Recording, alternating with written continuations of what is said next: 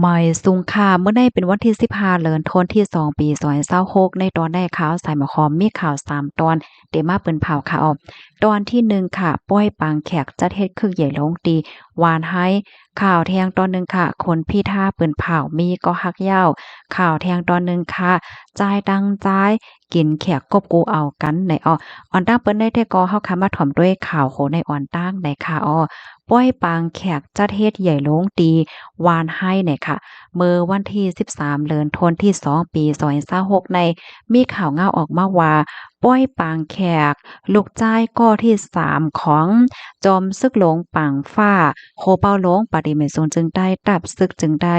SSPP SSA และดังนางน้องๆจัดเฮ็ดใหญ่หลงตีหวานให้ในป้อยปางแขกในมีพ่อแม่พี่น้องอ้อยก่อตั้ง2ฝ่ายและก้นเกี่ยวข้องป้าเจิมโตแดนจุมอ้อยหลี มาเข้าโฮมตั้งเสียงตั้งหมดผูกเข้าโฮมป้อยปางแขกปอกกำไนมีหมอก3เหงก้อในค่ะนอกเหลือเซนนั่นเนี่ยก็มีผู้ห้องความชื่อเสียงใหญ่หลายๆก็มาเข้าโฮมเหล่ามนต์โตนใจปันในวันป้อยปางแขกนะคะข้อมูลตอนแรกข่าวเนี่ยก็เลยปึงอิงเอามาดีเพก SSPP Info ต่างไว้ค่ะลูกที่ข่าวเงาโหในเสกำในเฮาค่ะมาถ่อมด้วยข่าวเงาเทียงตอนหนึ่งค่ะในก็ติเรียกว่าเป็นข่าวเงาตีอัน ลื่นหลังไว้อยู่ที่ในเมืองไทยพองยามบ่เหลียวในค่ะคุณพี่ท่าเปิดโตก็ฮักเหย้าในค่ะมื้อวันที่14เดือนธันวาคมที่2ปี2026ข่าวยามกลางคืน9โมงปลาย49มินิค่ะคนพี่ท่าลิ่มเจริญราษฎร์ค่ะอันเป็นโหนาปาตีก้าวไกก็เก่าค่ะเนาะไล่ต่างแคบหางกูกันดังคนก้อยนะคะในก็เป็นนางจึ้งก้นจือสิงใหญ่เนี่ยเนาะ ตั้งหมอกนางสีในตื่อต่างวันต่างหากเฮ็ดจั่งใดอะเนาะในก็เฮ็ดให้คนตั้งนำตั้งหลายอ่อนกันตกอกตกใจบ่อยากก็ตื่นตาตื่นใจจอมเฮ็ดจั่งใดคะนะเผอว่าหาข้อมูลด้วยไหนไลรับรู้หันว่าคนพี่ท่าได้นะไลอ่อนเอาดังก็ฮักคนก้อยแน่กว่าคบทบดังปอแม่พี่น้องว่าอย่าก็กว่าทบป้าน้องพี่พิมพ์เนี่ยเนาะอันเป็นลูกยิ่งนั่นน่ะเนาะ ก็ได้เลยว่าพ่อแม่พี่น้องว่าสังว่าจังได๋ก็เลยรับรู้จอมเย้าจังเนี่ยค่ะนะออนหน้าในเนี่ยก็มีคนคบทบหันว่ามีนางสาวเลาก็หนึ่งนะกว่าจ้อมคนพี่ท่าตีกวางเฮอหมินเหมือนจังดังว่ากว่าแอวดอกเบิ่งว่าสังว่าจังไหนให้แน่น่ะเนาะลื่นสุดเนี่ยก็ตั้งฝ่ายคนพี่ท่าเนี่ยก็มาป่องเลี้ยงปันเหย้าไหนดอกบ่เหลียวก็หลายๆก็เลยรับรู้กว่าเหย้าในค่ะเนาะอำไลไข่ฮู้นั่นก็อำไลถามว่าเป็นผู้ไลไผน้อยเหย้าได้ค่ะเนาะมื้อแล้วได้ก็ไลฮู้กว่าเหย้าเฮ็ดจั่งใดได้ค่ะกำในเฮาค่ะมาด้วยค่ะเนาะปื้นของคนพิธาเนี่ยค่ะคนพิธาในเนี่ยเกิดเมื่อวันที่5เดือนธันวาคมที่9ปีพุทธศักราช2523เป็นก้นเหตุการณ์ป้ายมักมีและเป็นก้นเหตุการณ์เมืองค่ะเนาะเมื่อวันตั้งก็เป็นโหนาปาร์ตี้ก้าวไกายจังได๋ค่ะมื้อเหลียวได้ก็เป็นสำว่าอำและเป็นโหนาปาร์ตี้ยาวาในเสตาก็มีหลวงตงหนึ่งจอยเถียมตั้งปาร์ตี้อยู่พองจังได๋ค่ะ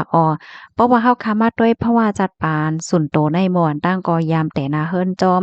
คนชุติมาค่ะมันก็จือเรียนห้องวัดตายเนี่ยก็เป็นนางจึงเป็นก้นเรียนจึงเหมือนกันก้อยกาข้าวยำสืบมากเขาในก็เลยแผ่ตั้งกันกว่าแผ่ตั้งกันกว่าในก็หลายปีเหย้าในค่ะนะม่วนตั้งในก็มีลูกคมกันหนึงก็จื้อห้องว่าน้องพี่พิมพ์ไหนค่ะเมื่อปีพุทธศักราช2551นั่นค่ะนะคนพิธาเนี่ยก็เลยถูกเลิกว่าเป็นผู้ชายที่อันมีหน้าตาหลีเป็นก้นหางหลีก็หนึ่งน่ะค่ะตั้งแต่คนก้อยสาวคนพิธาก็ใหม่ก็บ่เร็วได้ก็อายุมี31ปีว่าไหนค่ะ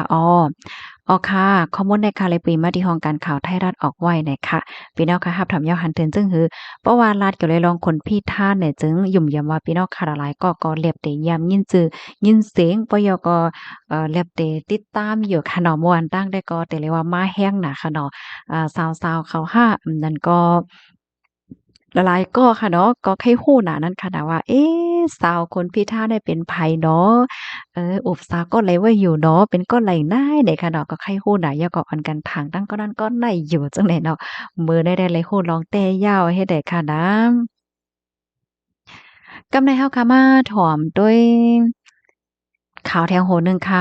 ตอนได้ๆก็มาในตอนตั้งหักตั้งแป้งค่ะเนาะตั้ง3โหจังได๋ค่ะ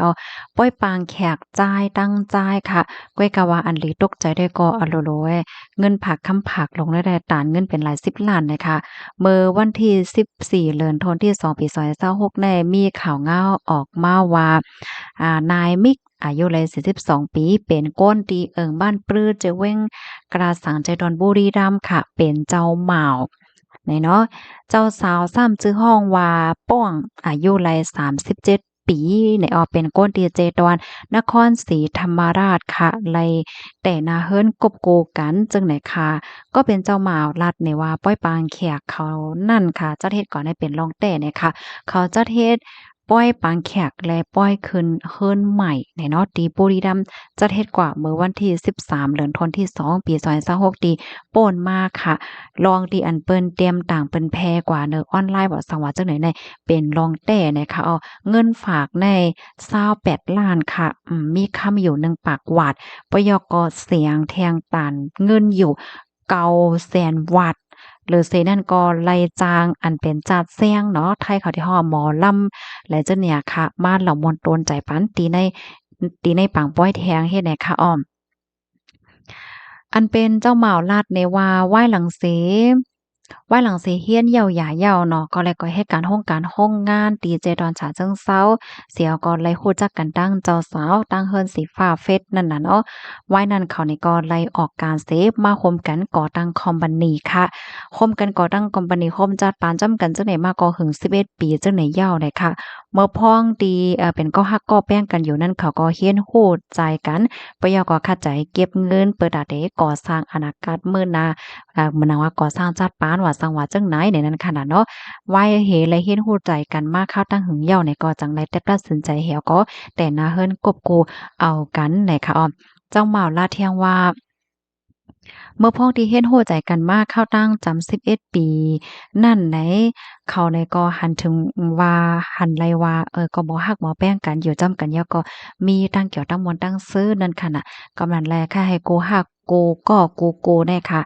อันตั้งตีเตๆนาเฮิรนคมกันได้ให้ไลเฮ็ดโ้อะย่างตั้งยามกันเสียก่อนอันไรตีกึ่งลีแลแม่อันไรกึ่งลีไลเฮ็ดสร้างหนังหือป้อเตจังใจตื้อเพราะว่าจัดปานอยู่คมห้อมจ้อมกันไล หนังกัดๆเย็นๆเนาะมีหังก็ปานเอ็นปานแห้งกันจอยเทียมกันอันไรดิมถูกใจว่าหังว่าก็ให้ปล่อยว่างขว้างปันกันว่าสังว่าจังไหนไหนเนาะมันก็ติเฮ็ดให้จัดปานกูในมีตั้งเกี่ยวตั้งเสื้อเลยมันกึมยินยาวกว่านะคะข้อมูลตอนในค่ะเลยปีมาที่ห้องการข่าวสดออกไว้นะคะตอนใดๆก็เป็นข่าวเงาตั้งหักตั้งแป้งตั้ง3ตอนค่ะเนาะก็อยู่ที่ในสีคมจ้อมๆค่ะขมจ้อมๆค่ะเนาะย้อนสู้ให้